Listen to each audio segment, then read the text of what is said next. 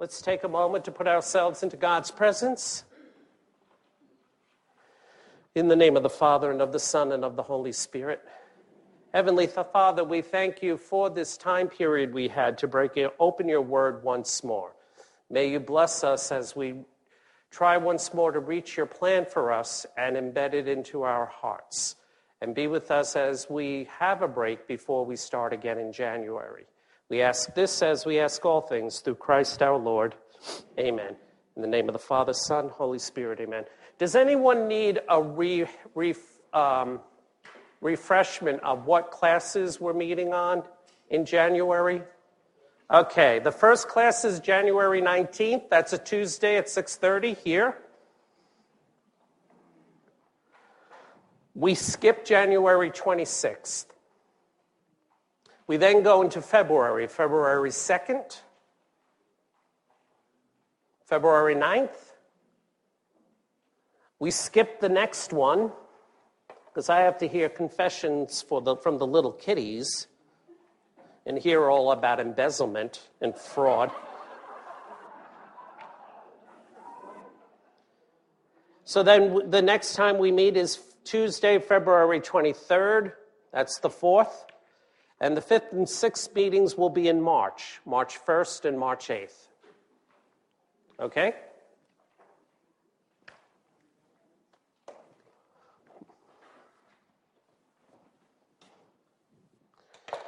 All right, so we're at chapter 26. Is that correct? It's the second census where the name Numbers gets the book gets its name. So here's the second census on the plains of Moab, getting ready to take possession of the land. After the slaughter, the Lord said to Moses and Eleazar, son of Aaron the priest, take a census by ancestral houses throughout the community of the Israelites, of all those of 20 years or more who are fit for military service in Israel. So on the plains of Moab, along the Jericho stretch of the Jordan, Moses and the priest Eleazar registered those of 20 years or more as the Lord had commanded Moses. The Israelites who came out of the land of Egypt were as follows. Oh, this is going to be exciting. Of Reuben, the firstborn of Israel, the Reubenites by clans were through Hanok, the clan of the Hanokites, through Palu, the clan of the Paluites, through Hezron, the clan of the Hezronites, through Carmi, the clan of the Carmites. These were the clans of the Reubenites, of whom 43,730 men were registered. They always inflate the numbers. Remember that. From Palu descended Eliab, and the descendants of Eliab were Dathan and Abiram. They were swallowed up by the earth, remember? The same Dathan and Abiram, counselors of the community who revolted against Moses and Aaron, like Korah's band when it rebelled against the Lord. The earth opened its mouth and swallowed them as a warning. Korah too, and the band that died when the fire consumed 250 men. The descendants of Korah, however, did not die. The Simeonites by clan were through Nemuel, the clan of the Nemuelites, through Jamin, the clan of the Jaminites, through Jachin, the clan of the Jachinites, through Sohar, the clan of the Soharites, through Shaul, the clan of the Shaulites. These were the clans of the Simeonites, of whom 22,200 men were registered. The Gadites by clans were through Zephon, the clan of the Zephonites, through Hagi, the clan of the Haggites, through Shuni, the clan of the Shunites, through Ozni, the clan of the Oznites, through Eri, the clan of the Erites, through Arad, the clan of the Aradites, through Areli, the clan of the Arelites, These were the clans of the Gadites, of whom 40,500 men were registered. The sons of Judah who died in the land of Canaan were and Onan. The Judahites by clans were through Shelah, the Shelalites, the clan of the Shelalites, through Perez, the clan of the Perizzites, through Zerah, the clan of the Zerahites. The Perizzites were through Hezron, the clan of the Hezronites, through Hamel, the clan of the Hamelites. These were the clans of Judah, of whom 76,500 men were registered. The Issacharites by clans were through Tola, the clan of the Tolaites, through Puvah, the clan of the Puvahites, through Jashub, the clan of the Jashubites, through Shimron, the clan of the Shimronites. These were the clans of Issachar, of whom 64,300 men were registered. The Zebulunites by clan were through Sered, the clan of the Seredites, through Elon, the clan of the Elonites, through Jaleel, the clan of the Jaleelites. These were the clans of the Zebulunites, of whom 60,500 men were registered. The sons of Joseph were Manasseh and Ephraim. The Manasseites by clan, through Machir, the clan of the Machirites, through Gilead, the clan of the Gileadites. The Gileadites were through Abiezer, the clan of the Abiezerites, through Helek, the clan of the Helekites, through Azriel, the clan of the Azrielites, through Shechem, the clan of the Shechemites, through Shemida, the clan of the Shemidadites. I'm not going to try again. Through Hepher, the clan of the Hepherites. Zelophehad, son of Hepher, had no sons but only daughters, whose names were Mala, Noah, Hagla, Milcah, and Tisra. These were the clans of Manasseh, of whom 52,700 men were registered. The Ephraimites by clan were through Shethulah, the clan of the Shethulites, through Becher, the clan of the Becherites, through Tahan, the clan of the Tahanites. The Shethulites, O Lord, were through Aaron, the clan of the Aaronites. These were the clans of the Ephraimites, of whom 32,500 men were registered. These were the descendants of Joseph by clans. The Benjaminites by clan were through Bela, the clan of the Belaites, through Ashbel, the clan of the Ashbelites, through Ahiram, the clan of the Ahiramites, through Shapham, the clan of the Shaphamites, through Hupham, the clan of the Huphamites. The descendants of Bela were Arad and Naaman. Through Arad, the clan of the Aradites, through Naaman, the clan of the Naamanites. These were the Benjaminites by clans, of whom 45,600 men were registered. The Danites by clans were through Shaham, the clan of the Shahamites. These were the clans of Dan, of whom 64,400 men were registered. The Asherites by clan were through Imnah, the clan of the Imnites, through Ishvi, the clan of the Ishvites, through Beriah, the clan of the Berites, through Heber, the clan of the Heberites, through Malchiel, the clan of the Malchielites. The name of Asher's daughter was Sarah.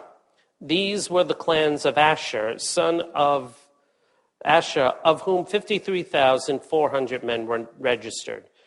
The Naphtalites by clan were through Jaziel, the clan of the Jazielites, through Guni, the clan of the Gunites, through Jezer, the clan of the Jezerites, through Shillem, the clan of the Shillemites. These were the clans of Naphtali, of whom 45,400 men were registered. These 601,730 were the Israelites who registered. Allotment of the land. What they are contending here is that they always knew which clan would get which piece of land. The reality is we don't know this until they start taking over the land. But this is the point behind this is actually to keep everything status quo. That's really what's going on here. They want to make sure that everything stays the way that it looked when they had a nation. So they really are trying to preserve the status quo. And in order to do that, they have to say it was ordained by God all along. So that's the importance of it. The Lord said to Moses, among these groups, the land shall be divided as their heritage in keeping with the numbers of the individuals in each group. To a large group, you shall assign a large heritage. To a small group, a small heritage, each group receiving its heritage in proportion to the number of men registered in it. But the land shall be divided by lot, as the heritage of the various ancestral tribes. As the lot falls, shall each group, large or small, be assigned its heritage. Census of the Levites. The Levites registered by clans were, through Gershon, the clans of the Gershonites, through Kohath, the clan of the Kohathites, through Merari, the clan of the Merarites. These also were the clans of Levi, the clan of the Libnites, the clan of the Hebronites, the clan of the Malites, and the clan of the Mushites, the clan of the Korahites. Among the descendants of Kohath was Amram, whose wife was named Jochebed. She also was of the tribe of Levi, born to the tribe in Egypt. To Amram she bore Aaron and Moses and their sister Miriam. To Aaron were born Nadab and Abihu, Eleazar and Ithamar. But Nadab and Abihu died when they offered profane fire before the Lord. The total number of male Levites, 1 month or more of age, who were registered was 23,000. They were not registered with the other Israelites, however, for no heritage was given them among the Israelites. These, then, were the men registered by Moses and the priest Eleazar in the census of the Israelites taken on the plains of Moab along the Jericho stretch of the Jordan. Among them there was not a man of those who had been registered by Moses and the priest Aaron in the census of the Israelites taken in the desert of Sinai. Now, the point of this is they're not going to war. The other ones are of military service, so they're the ones that can fight. A Levite is a priest and therefore must be kept in a perpetual state of cleanness, cannot come in contact with blood. So for this reason, they are exempt from any of the battles that must go on. For the Lord had told them that they would surely die in the desert, and not one of them was left except Caleb, son of Jephunneh, and Joshua, son of Nun. Zelophehad's daughters. Zelophehad, son of Hepher, son of Gilead, son of Machir, son of Manasseh, son of Joseph, had daughters named Mahlah, Noah, Haglah, Milcah, and Tisra. They came forward, and standing in the presence of Moses, the priest Eleazar, the princes and the whole community at the entrance of the meeting tent said, "Our father died in the desert, although he did not join those who banded against the Lord in Korah's band. He died for his own sin without leaving any sons. But why should our father's name be withdrawn from his clan merely because he had no son? Let us therefore have property among our father's kinsmen." Laws concerning heiresses. When Moses laid their case before the Lord said to him, "The plea of Zelophehad's daughters is just. You shall give them hereditary property among their father's kinsmen, letting their father's heritage pass on to them. Therefore tell the Israelites, if a man dies without leaving a son, you shall let his heritage pass on to his daughter. If he has no daughter, you shall give his heritage to his brothers. If he has no brothers, he shall give his heritage to his father's brothers. If his father had no brothers, you shall give his heritage to his nearest relative in his clan, who shall take possession of it. I don't know this for sure, but this sounds a lot like English hereditary law with their ancestors and stuff. If you're to the manor born, if you're what's the word? Gentry. If you're gentry, I'm wondering if it was patterned on this.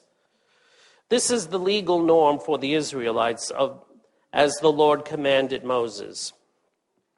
Joshua to succeed Moses. The Lord said to Moses, "Go up here into the Abiram mountains and view the land that I am giving to the Israelites.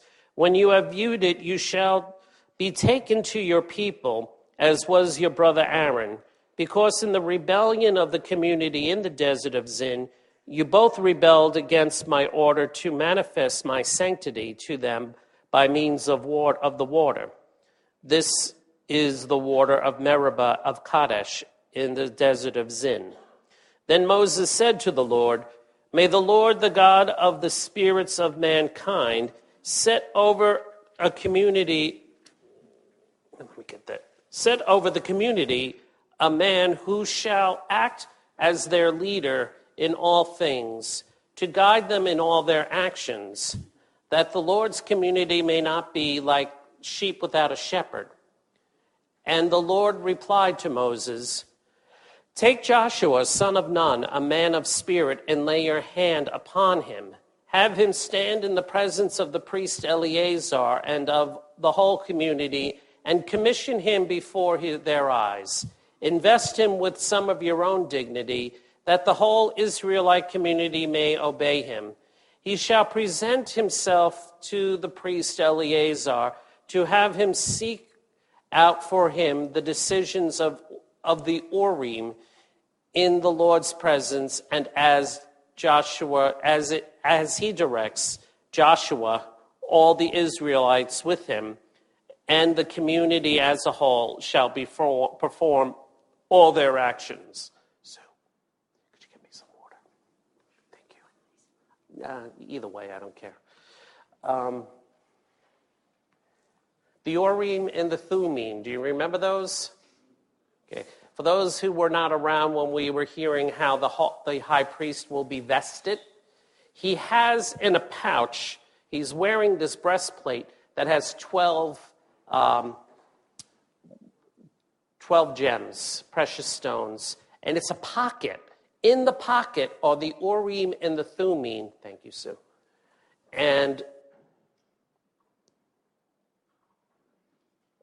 the Urim and the Thummim were a way of presenting questions to Yahweh when they needed an answer on something. They would then utilize these implements and get the answer that they're looking for. Now, the way that we seem to think that it works is that you had to ask the question in a form of a yes or no answer. And we don't know how they were employed. However, it's kind of like throwing bones. It's something like that. You're going like this and you're saying, "God, should I go to the left or the right?" Boom, left. That's what they were doing. But they did it with prayer. They're thinking they have all prayed over it. They're putting themselves within the presence of God, and so that there's a prayer when implementing the Urim and the Thummim. And this is how they would get their decisions on things when they really don't know what to do next. So Joshua is the one that will be implementing them. It's funny, it's not Eleazar, but I suppose the same thing worked. No, it would not have mattered with Moses and Aaron, because God spoke directly to Moses. So it didn't matter. They always knew what was on God's mind when Moses was around. Moses did as the Lord had commanded him. Taking Joshua and having him stand in the presence of the priest Eleazar and the whole community, he laid his hands on him and gave him his commission, as the Lord had directed through Moses. general sacrifices. The Lord said to Moses, "Give the Israelites this commandment. At the times I have appointed, you shall be careful to present to me the food offerings that are offered to me as sweet-smelling oblation." Now, this is so priestly. This whole thing just screams out priest. Like, this is how important it is that we offer this sacrifice. It's like we're feeding God. This is where they go wrong, when they try to get this exacting, how do we offer the sacrifice? When do we offer the sacrifice? Because they seem to be getting it in their heads that if they don't do this, God's going to go without a meal. And, this is how the priestly sect goes wrong later on. Each morning and evening, you shall tell them, therefore, this is the oblation which you shall offer to the Lord, two unblemished yearling lambs each day as the establishment holocaust, offering one lamb in the morning and the other during the evening twilight, each with a cereal offering of 1/10 of an ephah of fine flour mixed with 1/4 of a hin of oil of crushed olives. This is the established holocaust that was offered at Mount Sinai as a sweet-smelling oblation to the Lord. And as the libation of the first lamb, you shall pour out to the Lord in the sanctuary 1/4 of a hin of wine. The other lamb to be offered during the evening twilight, you shall offer with the same cereal offering and the same libation as in the morning, as a sweet-smelling oblation to the Lord. On the Sabbath, so on Saturday. On the Sabbath day, you shall offer 2 unblemished yearling lambs with their cereal offering, 2/10 of an ephah of fine flour mixed with oil, and with their libations. Each Sabbath there shall be the Sabbath holocaust in addition to the established holocaust and its libation. Okay, now holocaust is when the entire animal is offered up. They're not cutting anything out of it. Normally, a normal sacrifice, certain parts of the animal is reserved for the priest and his family to eat. At the new moon feast, their months were 28 days. They're following the moon cycle. On the first of each month, you shall offer as a holocaust to the Lord 2 bullocks, 1 ram, and 7 unblemished yearling lambs, with 3/10 of an ephah of fine flour mixed with oil as the cereal offering for each bullock, 2/10 of an ephah of fine flour mixed with oil as the cereal offering for the ram, and 1/10 of an ephah of fine flour mixed with oil as the cereal offering for each lamb, that the holocaust may be a sweet-smelling oblation to the Lord. Their libations shall be 1/2 a hin of wine for each bullock, 1/3 of a hin for the ram, and 1/4 of a hin for each lamb. This is the new moon holocaust for every new moon of the year. Moreover, 1 goat shall be sacrificed as a sin offering to the Lord. These are to be offered in addition to the established holocaust and its libation. So this is how we get Easter every year. We're counting the 4th new moon of the year. Once we get to the 4th new moon of the year, we know when Easter is going to be. And since they're following a 28-day cycle, that's why it fluctuates. Yes? I'm sure you said this, but except for the offering, the part of the animal that the priest would have for his family, is the rest of the sacrifice just burnt and no one else partakes of it? There are certain sacrifices that you offer that in order for, like if it's a Thanksgiving sacrifice or something that you're doing for your business, like part of a business deal or something like that, the people offering the sacrifice must partake of the offered animal too. That's part of the ceremony, that you sit down and that you partake of a meal from the offered animal.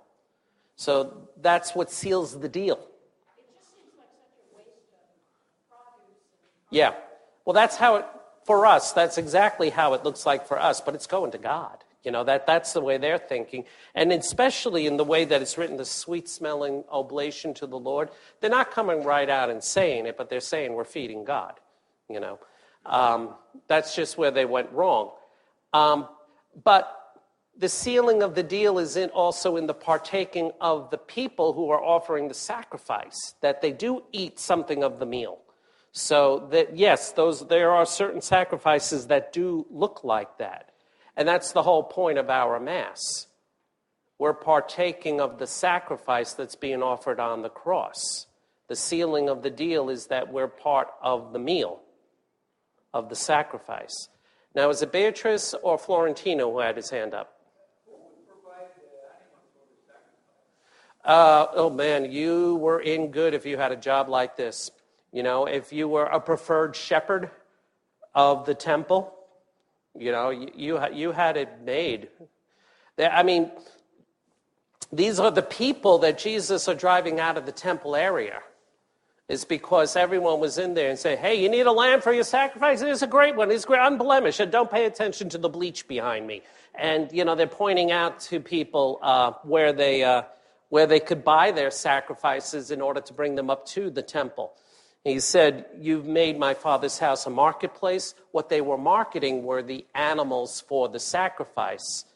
They should have been buying it outside of the temple precinct, is what Jesus is saying, because the temple precinct is a place of holiness, of reverence, and when people go there, they're looking to be heard by God. They're not looking to be stopped by people to say, hey, you need 2 turtle doves? Things like that, the barkers that were going out. So that's the type of market it was an entire economy in and of itself, the offering of the animals. Yes? Did the procedures of offering the animals, was that reflected in the Lamb of God, Jesus? In other words, did he have to be sentenced to death before the first lambs were offered and then die on the cross before the last lambs were offered?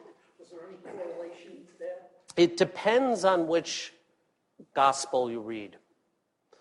The question was the timing of Jesus' death, the death of Jesus. In Matthew, Mark, and Luke, it happens after the slaughter. In John, it happens during the slaughter. So the way that John tells the story, he's being offered, he is dying on the cross the same time that lambs are being slaughtered in the temple. So that was an insightful question. That's exactly what's playing out in John's gospel. Okay? At the Passover, on the 14th day of the first month, the year began in spring. It did not begin with the shortest day of the year at this point. It began with the vernal equinox. On the 14th day of the first month falls the Passover of the Lord, and the 15th day of this month is the pilgrimage feast. For 7 days unleavened bread is to be eaten. On the first of these days, you shall hold a sacred assembly and do no sort of work. As an oblation, you shall offer a holocaust to the Lord, which shall consist of 2 bullocks, 1 ram, and 7 yearling lambs. That you are sure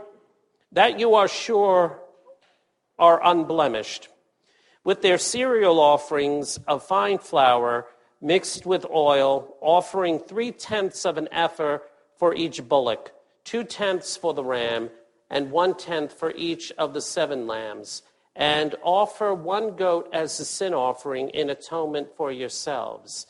These offerings you shall make in addition to the established morning holocaust. You shall make exactly the same offerings each day for 7 days as food offerings, in addition to the established holocaust with its libation, for a sweet-smelling oblation to the Lord. On the 7th day you shall hold a sacred assembly and do no sort of work. At Pentecost. Pentecost we get to is a week of weeks. That's where Pentecost comes from. So it's 7 weeks of 7 days. 7 times 7. So you get to 49. The next day is the 50th day. That's how you get Pentecost. Pentecost is the 50th day after Passover. On the day of the first fruits, which is what they're calling Pentecost here, on your feast of weeks, when you present to the Lord the new cereal offering, you shall hold a sacred assembly and do no sort of work. You shall offer as a sweet-smelling holocaust to the Lord 2 bullocks, 1 ram, and 7 yearling lambs, that you are sure are unblemished, with their cereal offerings of fine flour mixed with oil, offering 3/10 of an ephah for each bullock, 2/10 for the ram, and 1/10 for each of the 7 lambs. Moreover, 1 goat shall be offered as a sin offering in atonement for yourselves. You shall make these offerings together with their libations, in addition to the established holocaust with its cereal offering. I gotta fix my shirt collar. Cuff. Hold on 1 second. On New Year's Day, on the first day of the 7th month. Now, we should look at this asterisk because New Year's Day is another day later in the year. So New Year's Day doesn't happen the first day. New Year's Day happens in the 8th month of the year. Yeah, there's logic. Okay. First day of the 7th month, about September, October, is now the Jewish New Year's Day. In older calendars, the year began in the 1st of Nisan, March, April. So this is a matter of how do you keep time. And so there were a couple of different calendars running around. The more ancient calendar would have had the March-April date as the first day, and that's why Passover is held there. But once they come into contact with the Babylonians, then things shift. So now there's a New Year's Day offering and ceremony following the next calendar that they adopted. And so this is where we get a second New Year's Day. Now, is this Yom Kippur? Is Yom Kippur the first? Yeah, but that's New Year's Day, isn't it? Is Yom Kippur New Year's Day? Okay. Yes. Oh, don't break my line of thought right now. Hold on to that for a minute. Rosh Hashanah is the Day of Atonement? Okay, so Yom Kippur is the Day of Atonement? So Rosh Hashanah is New Year's Day. Is that how it works? Okay, Katie, go ahead.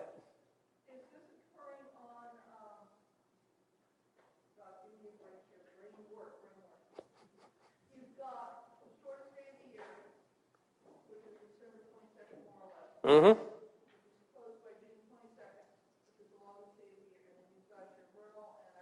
Autumnal equinox. Yes, that's what it's starting at the autumnal equinox. Yes. Okay.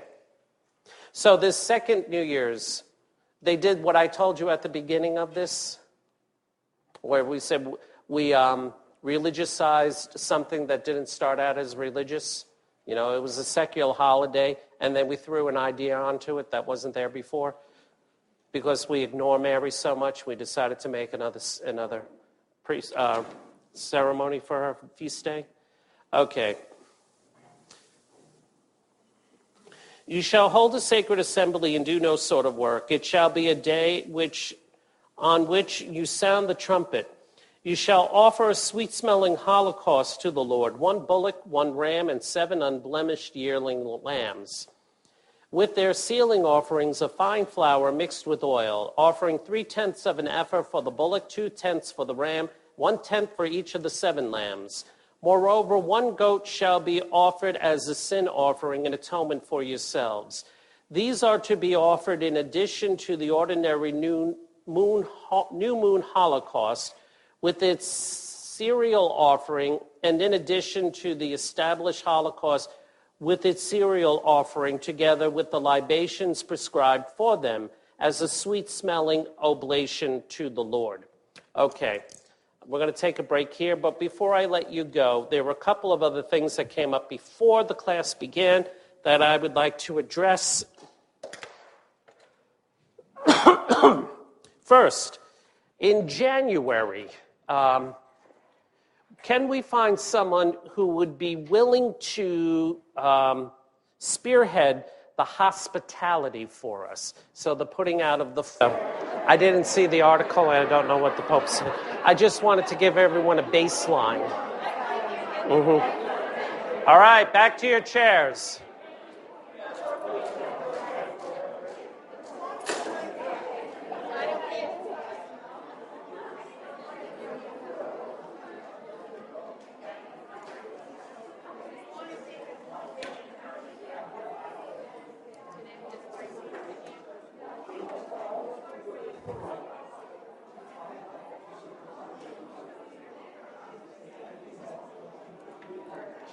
The Day of Atonement, which is this week, is it not?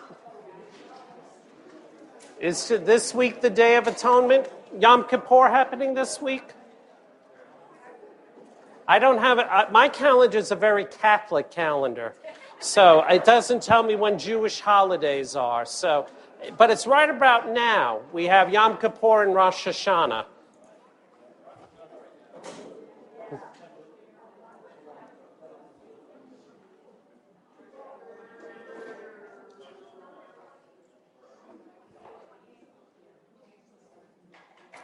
Okay, on the 10th day of the 7th month, you shall hold a sacred assembly and mortify yourselves and do no sort of work.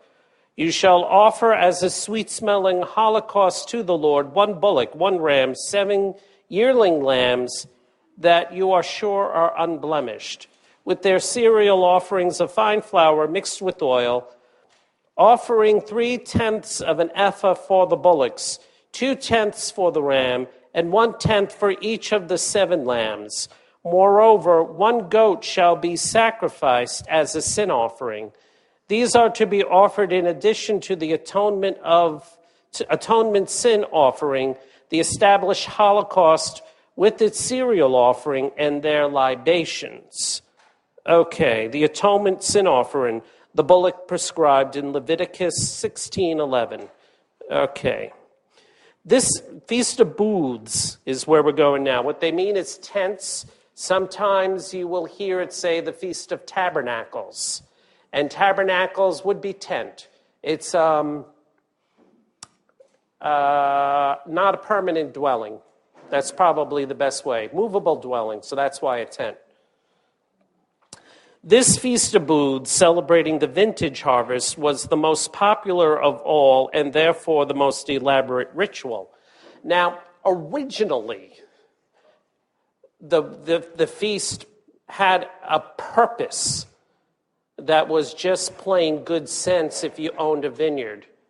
When your grapes were ripe and ready to be harvested, you did not want other people harvesting your grapes. And since you lived in town, away from your acreage, in order to assure that no one was robbing you of your grapes, you put a tent in the middle of your land, got your sons and your dogs out to your land to make sure that no one was harvesting what is your harvest. And that's what started the feast. Everyone did this.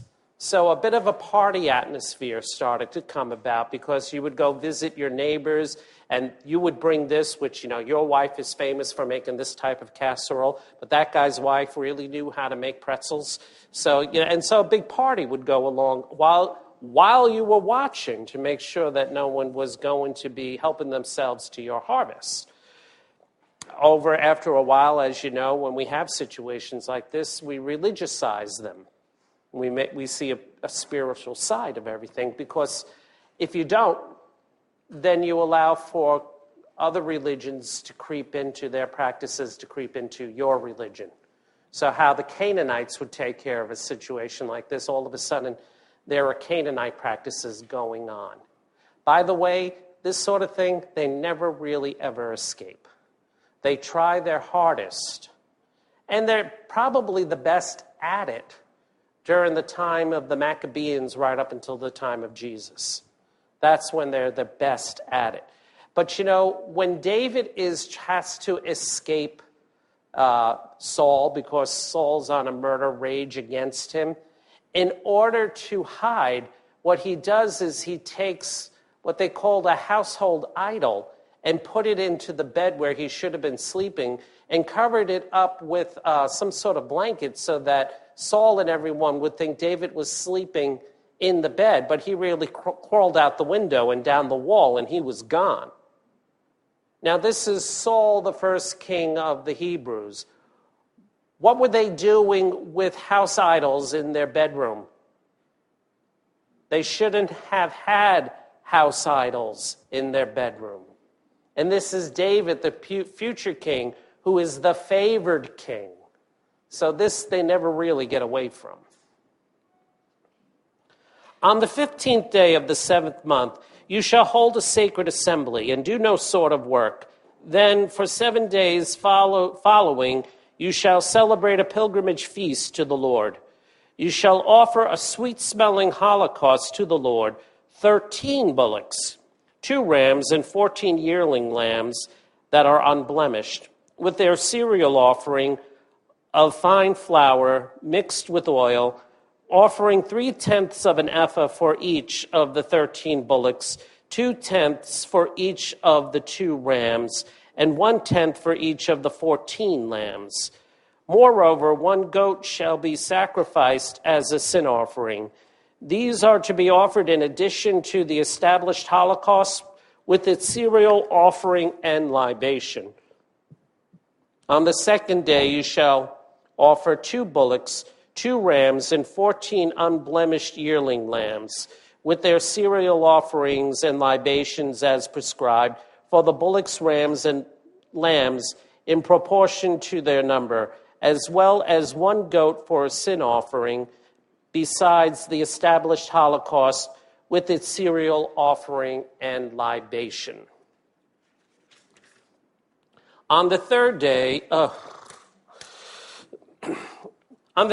you shall offer 11 bullocks.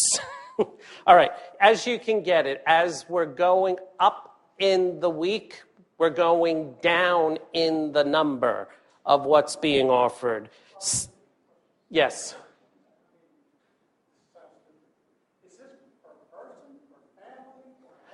Now, that's actually a good question because, yeah, I know, because if you're thinking about the Feast of Booths, the way it originally existed, then you're out in the middle of a vineyard, looking over your own acreage, making sure that no one is gleaning the land that you have yet to pick. And every one of these families is offering all of these bullocks and stuff? No, that's not what's going on. Remember that they're reading back into the past, what's going on in the present. And in the present, this is what's being offered in the temple. And the only proper place for sacrifice in the present is the temple. So there's only one place this is going on. And what they did was they centralized all sorts of celebrations to the temple so that they would have total control and there would not be the seeping in of outside practices from other religions into their religion. So you may still be out in a tent watching over your crop, but back in Jerusalem, in the temple, this is what's being offered, but only in one place. We're going to chapter 30. Validity and annulment of vows. There's that word. Moses said to the heads of the Israelite tribes, "This is what the Lord has commanded. When a man makes a vow to the Lord or binds himself under oath to a pledge of abstinence, he shall not violate his word, but must fulfill exactly the promise he has uttered." Okay, let's go to a solemn meeting. No, a vow, a pledge. Here the former signifies doing of some positive good deed, in particular, the offering of some sacrifice. The latter signifies the abstaining from some otherwise licit or action or pleasure. So a pledge, a vow is, I'm going to do this, and a pledge is, I'm going to give up that. When a woman, while still a maiden, in her father's house, makes a vow to the Lord or binds herself to a pledge, if her father learns of her vow or the pledge to which she bound herself and says nothing to her about it, then any vow or any pledge she has made remains valid. So the last word in this is dad. If he agrees with it or decides not to say anything at all, then whatever pledge, vow or pledge she made carries. But if he does object, then she must give it up. Remember, we're not dealing with our world today. Women are considered the property of the patriarch. That's just how it is at this time. But if on the day he learns of it, her father expresses to her his disapproval, then any vow or any pledge she has made becomes null and void, and the Lord releases her from it, since her father has expressed to her his disapproval. If she marries while under a vow or under a rash pledge, to which, you know what rash pledge is? Constant virginity. That would be the rash pledge. If she marries under this rash pledge of constant virginity, and her husband learns of it, yet says nothing to her about it, that day about it, then the vow or pledge she had made remains valid. But if on the day he learns of it, her husband expresses to her his disapproval, he thereby annuls the vow she had made or the rash pledge to which she had bound herself, and the vow releases her from it. The vow of a widow or of a divorced woman or any pledge to which such a woman binds herself is valid.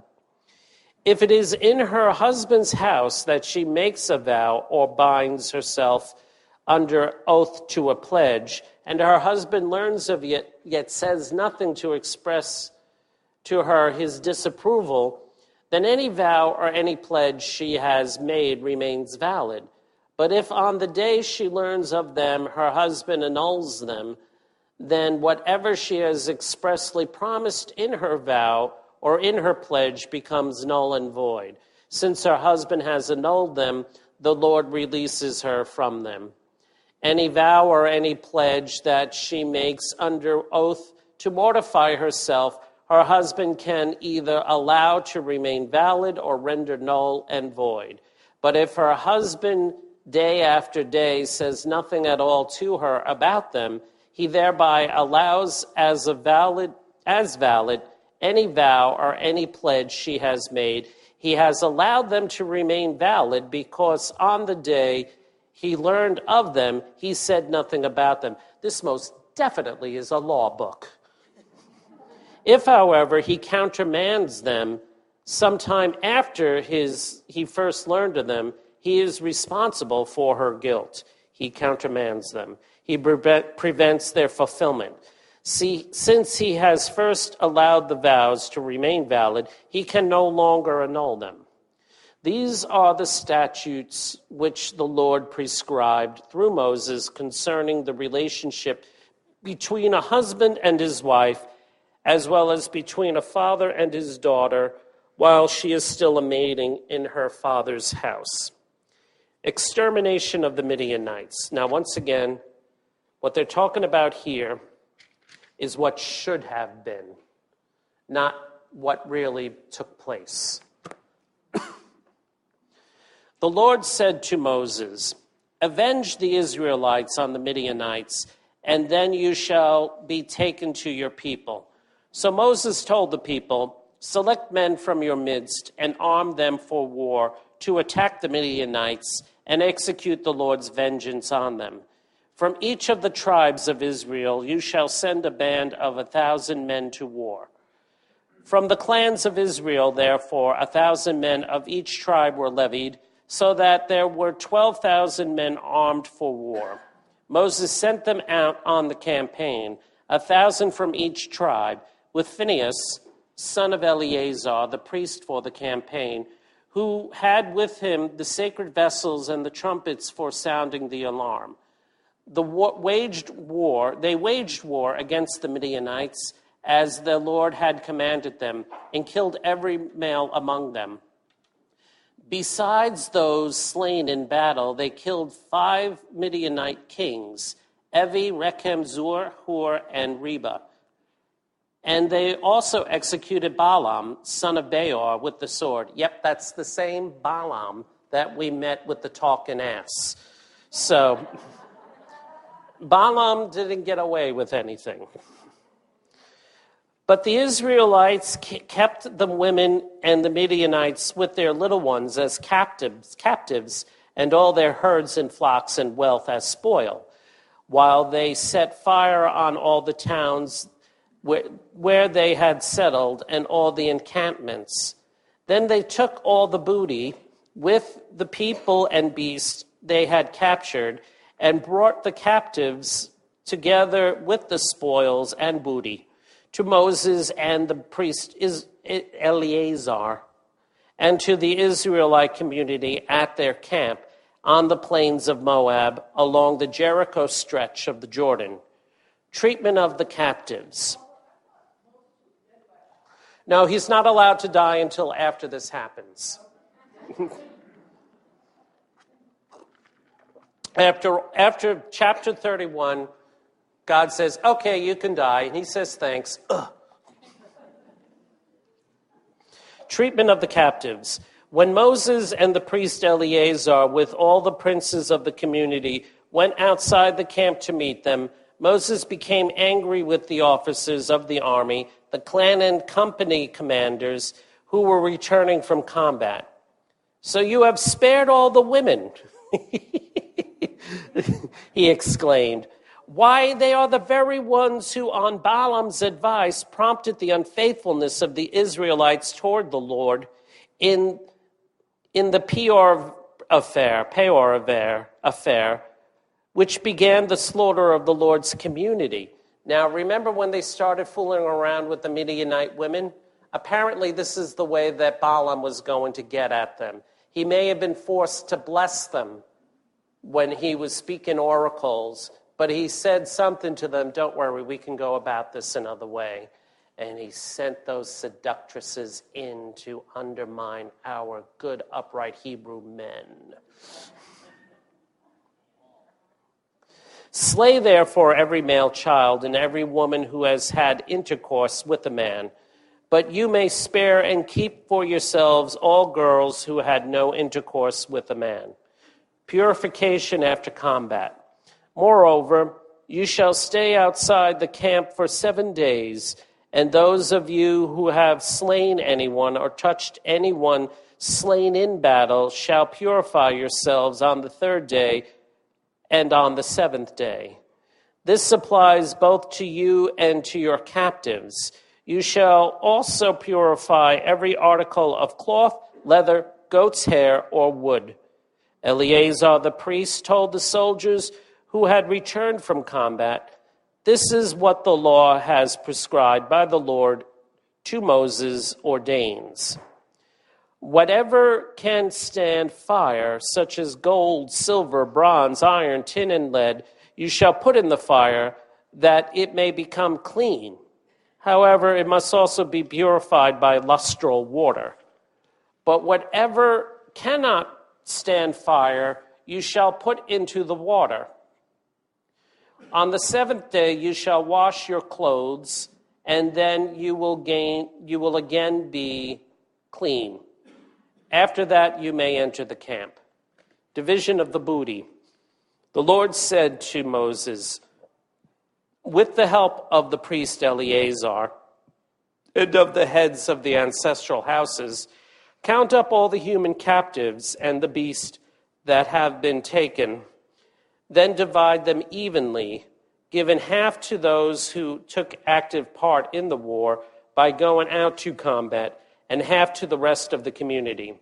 You shall levy a tax for the Lord on the warriors who went out to combat.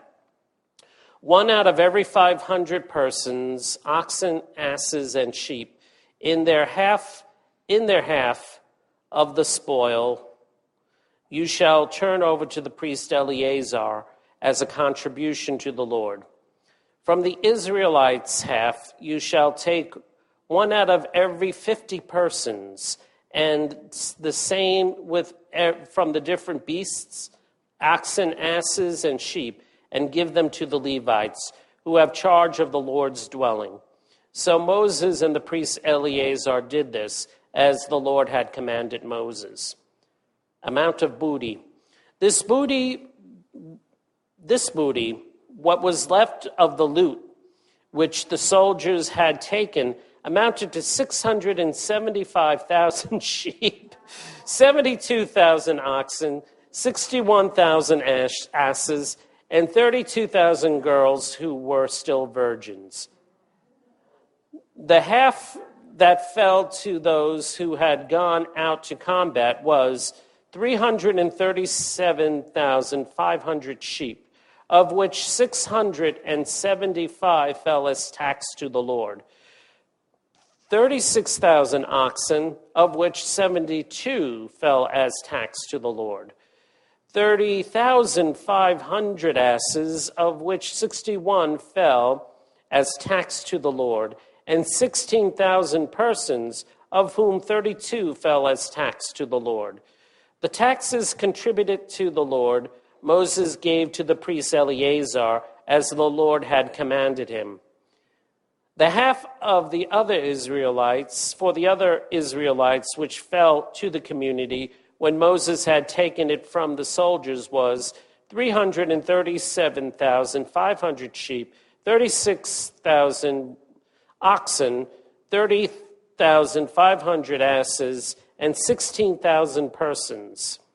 From this, the Israelites' share, Moses, as the Lord had ordered, took 1 out of every 50, both of persons and of beasts, and gave them to the Levites who had charge of the Lord's dwelling.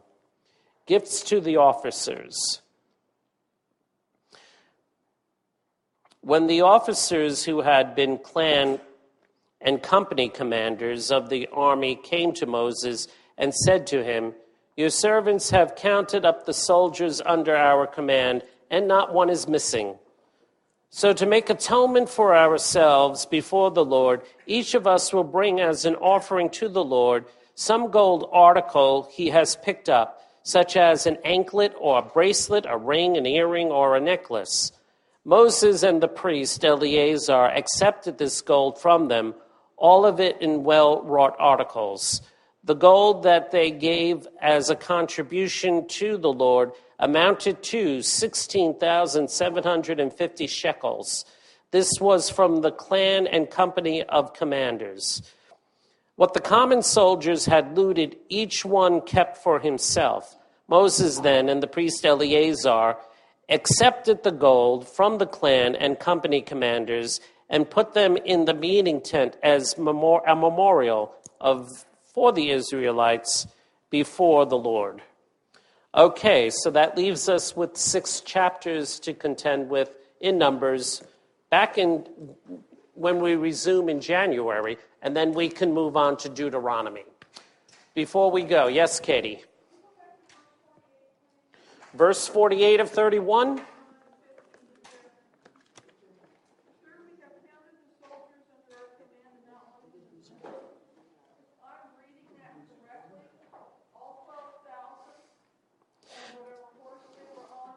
No one died. Yeah. This shows you that it was God's will. That's a way of saying we were really meant to win this. Yes?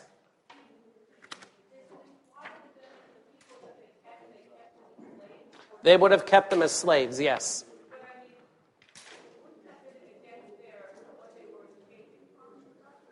Those things didn't apply at this time. It didn't. It was understood. If you were captured, you're a slave. If you got free, good for you. If we lost, we would be enslaved. If they lose, we enslave them. That was just business.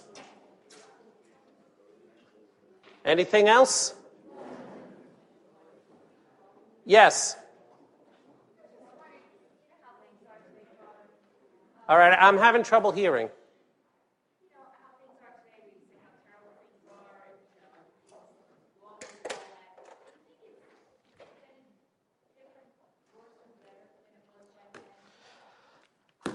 I think to a certain extent it's a lot better. What is worse for us is communication. We get to hear all the awfulness all the time. Back then, a lot of the awfulness would never have made it to a lot of other people until maybe hundreds of years later when they ran into them. But we're constantly, daily, being updated on awfulness.